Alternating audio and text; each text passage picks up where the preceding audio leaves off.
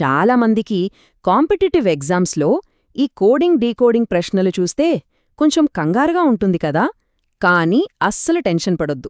ఎందుకంటే ఈరోజు మనం ఈ టాపిక్ని ఒక సరదా పజిల్లాగా ఎంత ఈజీగా సాల్వ్ చేయొచ్చో చూడబోతున్నాం. సరే, ముందుగా ఈ ప్రశ్నతో మొదలుపెడదాం. మ్యాంగో అనే పదం NZOHFగా మారింది. మరి అదే లాజిక్తో యాపిల్ ఏమవుతుంది? చూడటానికి కొంచెం కన్ఫ్యూజింగ్గా అనిపించొచ్చు కదూ, కానీ దీని వెనుక ఒక సింపుల్ లాజిక్ ఉంది. ఆ లాజిక్ ఏంటో తెలుసుకుందాం పదండి. ఇంకొన్ని నిమిషాల్లో ఈ ప్రశ్ననే కాదు, ఇలాంటి ఏ కోడింగ్ పజిలొచ్చినా సరే చాలా ఈజీగా సాల్వ్ చేసే టూల్స్ మీ చేతిలో ఉంటాయి. సో రెడీగా ఉండండి.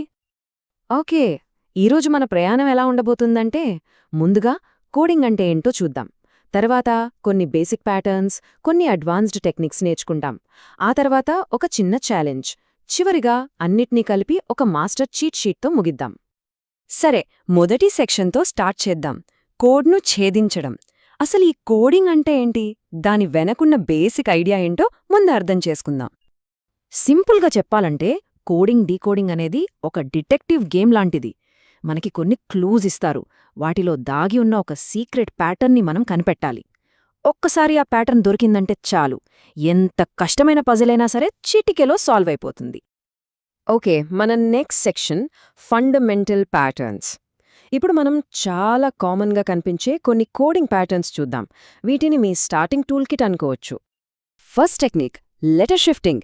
ఇది చాలా చాలా కామన్ ట్రిక్. ఇక్కడేం జరుగుతుందంటే, ప్రతి అక్షరం ఆల్ఫబెట్లో కొన్ని స్టెప్స్ ముందుకు గానీ వెనక్కి గానీ జరుగుతుంది. అంతే, చాలా సింపుల్. ఒక ఎగ్జాంపుల్ చూద్దాం. క్యాట్ అనే పదం FDWగా మారింది. ఎలా? చూడండి. Cకి +3 చేస్తే F, Aకి +3 చేస్తే D, Tకి +3 చేస్తే W. సో ప్యాటర్న్ ఏంటి? +3.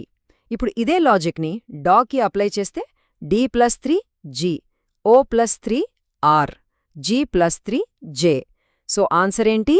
GRJ. సింపుల్. సరే, ఇప్పుడు ఇంకో ఇంట్రెస్టింగ్ పద్ధతి చూద్దాం. దీన్నే రివర్స్ ఆల్ఫబెట్ లేదా మిర్రర్ కోడ్ అని కూడా అంటారు. అంటే Aకి Z, Bకి Y, Cకి X, ఇలా ఆల్ఫబెట్ని రివర్స్లో చూస్తామన్నమాట. సో క్యాట్ అనే పదం చూడండి. Cకి రివర్స్ లెటర్ X, Aకి Z, Tకి G. అందుకే అది XZG అయింది. అదే లాజిక్తో డాగ్ కేమొస్తుంది? Dకి రివర్స్ W, Oకి L, Gకి T. So answer WLT. అంతే. ఓకే, ఇప్పటిదాకా మనం లెటర్స్ని లెటర్స్తోనే రీప్లేస్ చేశాం. కాని కొన్నిసార్లు కోడ్స్ నంబర్ల రూపంలో ఉంటాయి. ఇక్కడ ప్రతి అక్షరానికి దాని పొజిషన్ వాల్యూ ఇస్తాం. అంటే A అంటే 1, B అంటే 2, C అంటే 3, అలాగన్మాట. ఎగ్జాంపుల్కి క్యాట్ అనేదే 24గా ఎలా అయింది? చాలా సింపుల్. C అంటే 3, A అంటే 1, T అంటే 20. ఈ మూడింటిని యాడ్ చేస్తే 24 వస్తుంది. ఇప్పుడు అదే లాజిక్ని డాగ్కి అప్లై చేద్దాం. D అంటే 4, O అంటే 15, G అంటే 7. వీటన్నిటినీ కలిపితే కరెక్ట్ 26. ఓకే, బేసిక్స్ మనకి వచ్చేశాయి. ఇప్పుడు కొంచెం లెవెల్ పెంచుదాం. మన మూడో సెక్షన్ అడ్వాన్స్డ్ డీకోడింగ్ టెక్నిక్స్. ఇవి కొంచెం ట్రికీగా ఉంటాయి, కానీ చాలా ఇంట్రెస్టింగ్గా ఉంటాయి. ఈ టెక్నిక్లో ఏంటంటే, ఒకే వర్డ్లో 2 రూల్స్ ఉంటాయి. 1, 3, 5 ఇలా ఆడ్ పొజిషన్స్లో ఉన్న లెటర్స్కి ఒక రూల్. 2, 4, 6 ఇలా ఈవెన్ పొజిషన్స్లో ఉన్న లెటర్స్కి ఇంకో రూల్. భలే ఉంది కదా ఈ పద్ధతి.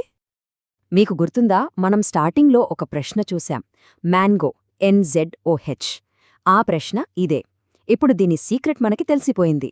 మ్యాంగోలో ఆడ్ పొజిషన్స్లో ఉన్న MNO ఒక స్టెప్ ముందుకు వెళ్ళాయి, అంటే +1. ఈవెన్ పొజిషన్స్లో ఉన్న AG ఒక స్టెప్ వెనక్కి వెళ్ళాయి, అంటే -1. సో ఇప్పుడు ఇదే రూల్ని యాపిల్కి అప్లై చేస్తే ఆన్సర్ BOQF వస్తుంది. చూసారా, అప్పుడు కష్టంగా అనిపించిన ప్రశ్న ఇప్పుడెంత సింపుల్ అయిపోయిందో. ఇక మరో advanced technique, vowel consonant rule. ఇక్కడ లాజిక్ ఏంటంటే, వోవల్స్కి అంటే A, E, I, O, యూకి ఒక రూల్ ఉంటుంది. మిగతా అన్ని కాన్సనెంట్స్కి పూర్తిగా వేరే రూల్ ఉంటుంది. లెటర్స్ని 2 టీమ్స్గా డివైడ్ చేస్తారన్నమాట.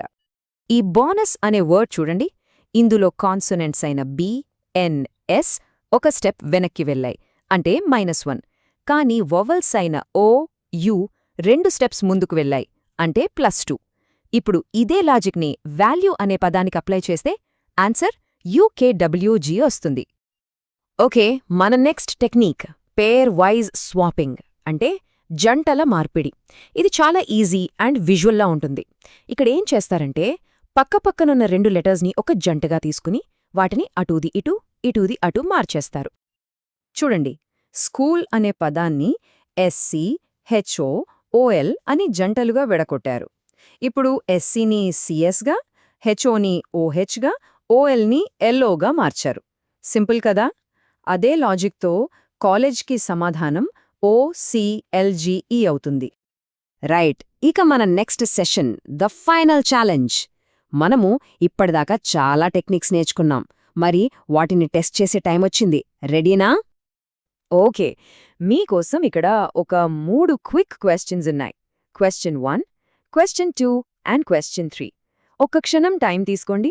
ఆన్సర్స్ ఏమై ఉంటాయో గెస్ చేయండి. క్లూ ఏంటంటే మనం ఇప్పుడే నేర్చుకున్న టెక్నిక్స్లోనే ఆన్సర్స్ ఉన్నాయి. సరే, ఆన్సర్స్ చూద్దామా? మొదటి ప్రశ్నకు ఆన్సర్ టీఆర్వి, ఇది రివర్స్ ఆల్ఫబెట్ రూల్. రెండో ప్రశ్నకు ఆన్సర్ 23, ఇది నంబర్ కోడింగ్. ఇక మూడవదానికి ఓసిఎల్జీఈ, ఇది పేర్ వైజ్ స్వాపింగ్. అందరికీ కరెక్ట్ ఆన్సర్స్ వచ్చాయననుకుంటున్నా? ఫైనల్గా ఇదిగోండి మన మాస్టర్ చీట్ షీట్. మనం ఈరోజు నేర్చుకున్న అన్ని ఇంపార్టెంట్ ట్రిక్స్ని ఈ ఒక స్లైడ్లో పొందుపరిచాం. దీని యొక్క స్క్రీన్ షాట్ తీసుకుని పెట్టుకోండి. రివిజన్ అప్పుడు చాలా హెల్ప్ అవుతుంది.